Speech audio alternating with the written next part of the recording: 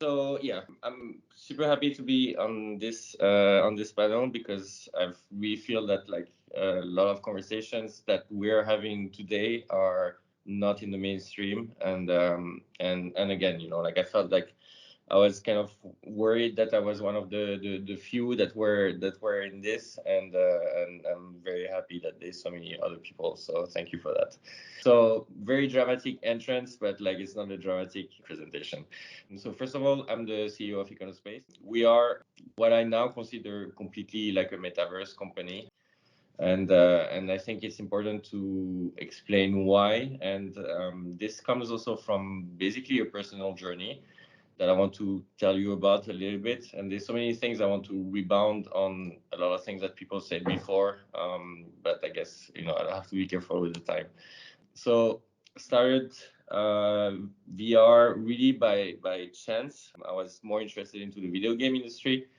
I've always been interested by video games. I played a lot of them, but never like be addicted to one game. I was just buying them one by one to just find out what was new, and really basically didn't know kind of creating my career as software designer and UX designer later on, just by really being really addicted by what was behind each game, and the art and the work that was behind there and the technology. So I quit my job about like 9-10 years ago to give me time to basically be full time and try to create a game. And literally 1 month before I quit my job, I received the first Oculus headset, the first dev kit, and I was blown away. Like there was just like one roller coaster thing, I think, at the time that we could experience. So you needed to create your own experience. So I created. I didn't know what to do. I didn't want to do VR games at the start. I was just interested in the technology, and so I remodeled my apartment like one by one, like centimeter by centimeter. And I even made it so that when I was sitting from my desk, the experience would start from my desk. So I could literally put the headset back in, and on, and I could go from digital to real, which was like a really surreal experience and absolutely incredible. And something like just clicked there, and I decided that that was it. That's what I needed to do. And then very quickly I wanted to have my hands in, so I started strapping like a lip motion to it, and to start having my hands in. And I really got hooked, and I started going around with this demo. At the time I was in Dubai, and then got like my first gig for working for new Abu Dhabi proposition master plan. And so they wanted to have it as a huge hologram that you could control with the hand, with the lip motion. So that was super, super cool first project. I was very lucky to start with this. And then because of my family, I naturally gravitated towards the art and cultural sector. It's something that I also noticed that was missing a lot in the tech culture. We know with history that like once you don't bring a lot of art or tech into like a lot of art into a culture, then it becomes a little bit dangerous. And so it was not only because I thought that the art world was very behind in technology compared to a lot of other sectors, but it's also that the tech sector didn't have a lot of art, except for, I would say, the video game industry that has a lot of art in. I think the rest is quite poor. So we started creating a lot of virtual galleries, and then COVID started. Then suddenly the art world started taking us seriously and wanted to have virtual art galleries. So we started doing those a partnership with another company called Kunstmatrix, where they had a very good tech for embedding web galleries, and we started doing like the 3D for it, because we had a really good 3D team and a good tech team to make them light enough to run on the web. And for me, this is a little bit, like all this I'm showing you, for me it is the metaverse, not because it's not necessarily social, but for me the metaverse is kind of also the combination of so many kind of technologies that come together where it's seamless. Like I'm on a team meeting right now, sharing my screen with you on a web browser with a 3D thing, and then within this there's a video, and it's this whole kind of seamless thing that I think the metaverse is. It's not one thing, it's many, it's just the all everything comes together. This is another project I want to show you because we're quite proud of it. That was for the Loewe Foundation, and they have an art foundation where they do a craft prize every year, where they select 30 of the best, craft artists of the year and showcase one of their piece in an amazing location. And for 2 years in a row, it was cancelled. It was supposed to happen in the Musée des Arts Décoratifs in Paris, and was, because of the pandemic, cancelled twice. But basically, the idea was that we really wanted to have something much more high fidelity than real-time rendering. So for this, we went for 3D CGI. Basically, we scanned, well, not scanned, we remodeled the whole environment, and then we were free to basically do what we wanted to do. So we had a lot of freedom with the lighting that, we created this kind of lighting that was absolutely not possible. And then we scan all the objects, and then it's something that a lot of people don't realize. When they see the final results of 3D, is all the work that comes behind. And so yeah, so this is something like just like kind of an experience where you can basically, each time you scroll down, you go through a new part, and you can go through each piece. And the reason I'm showing this is that we also had like a lot of like multimedia experience in it. For example, augmented reality, where you could really go deep into looking at the artworks, and even augmented reality.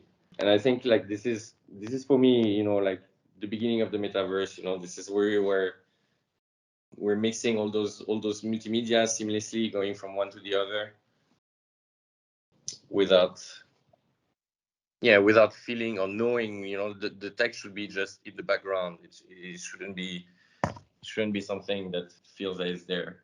So yeah, this is just like a very quickly like the kind of behind the scene. We had to bring all the pieces together with the art handlers. It was really like very crazy to do. And then here, like the taking the photogrammetry of each artwork to get the point clouds, and then like all those things. So a lot of people don't see all the work that goes behind, actually doing all this 3D. So that's why I really like to always kind of share this. When suddenly like Meta made this huge announcement, we're forgetting like that they don't mention mental health, that they don't mention integrity, that they don't mention like the policing, the security, or when they actually lie about the security, saying that they're not going to take the data that are extremely private. They film your house, they film your body. The next Quest is going to have eye tracking. I have the HP Omnicept that even has, like your heartbeat or like your pupil dilation, so that those things are really, really powerful for us as developers to create experiences. But we need to be very open and very careful with what we do for the data. And also with the content, like I feel I'm like, okay, fine, we're doing this, but it's really purely as an escapism, which I think the metaverse is, something that should be digital, but not just as an escapism. It should be something that then you bring back home. And I think like for me, it's the opportunity to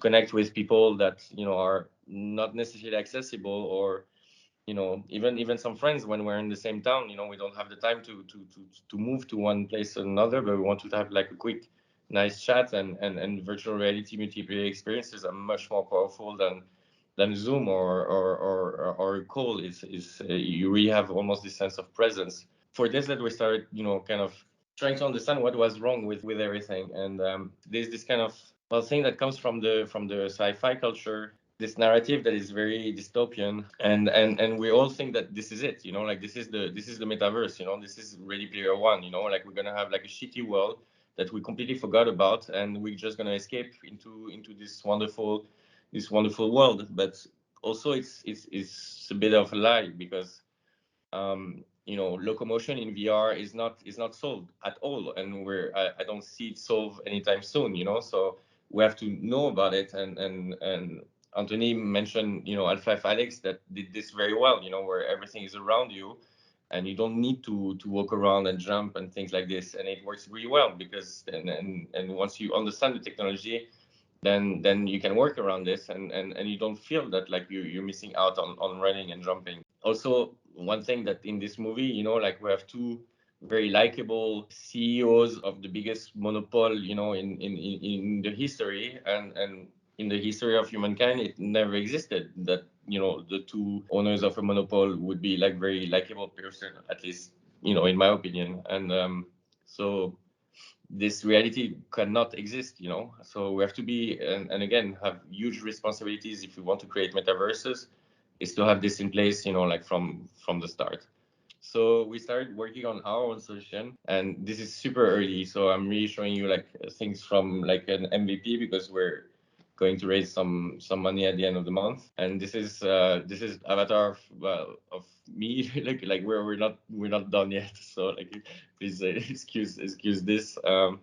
But we created, like basically like the idea is to create a metaverse where instead of sending you into the middle of a big plaza where you get kind of harassed by people around you, and you still don't know, you still need to learn about VR, what is it to be a digital being, to have a digital presence, and just learn about virtual reality, and then you're just bombarded by all those things and other people. And the idea for us is like to create first like your space, just the same that you have in reality, where you have your own apartment where you can discover things first on your own, and then create experiences where they're multiplayer, and then meet people there, and then you can bring them to your place.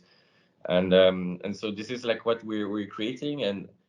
But once we were developing it, we were like, well, suddenly it pushes us to go into spaces where we're not very comfortable. We have to create community. We're not community builders. We know where we geeks. We know what we're doing. I think as UX designers, we're also psychologists in a very big way, or we should, I think. But yeah, and the metaverse is really like kind of a process of discovery that takes a lot of time for this discovery. And I don't consider myself as an expert, but really as a student of the metaverse.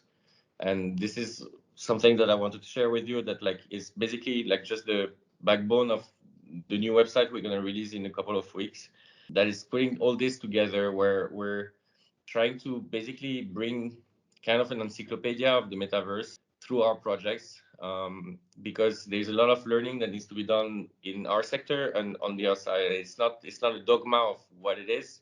It's really, as an encyclopedia is a place for information, for questioning, for discussion that should be updated like a wiki. And this is something that we're trying to do, with our new website. So I invite you to go check it out in a couple of weeks. The one that is there now is really, really old, and there's none of any of the projects that I showed you lately, because we didn't have the time, but we finally had the time to really go into this and really try to teach people, because this is like most of my job is just the best projects I had up to now were projects where the clients just gave up in trying to understand because they couldn't, and just let us have free reign to do something amazing for them, and then we could do really something amazing. And we want people to understand and understand the difference between the technologies and stuff, where again the technology should be in the background. It shouldn't be, you want to do VR, most of the people they come, they're like, oh, we want to do a virtual reality experience. I'm like, no, actually you want something for the web, because no one has a VR headset right now. Even though I'm a big VR evangelist. So it's we want to use also this website to kind of show them the things around, but it's also something that I think would be very interesting for the sector and for everyone. So I invite you to check it out in a couple of weeks, hopefully, and I'd be very happy to answer any questions. Or I hope I didn't go too long. I really wanted to talk about so many things, like based on your things. So like, yeah.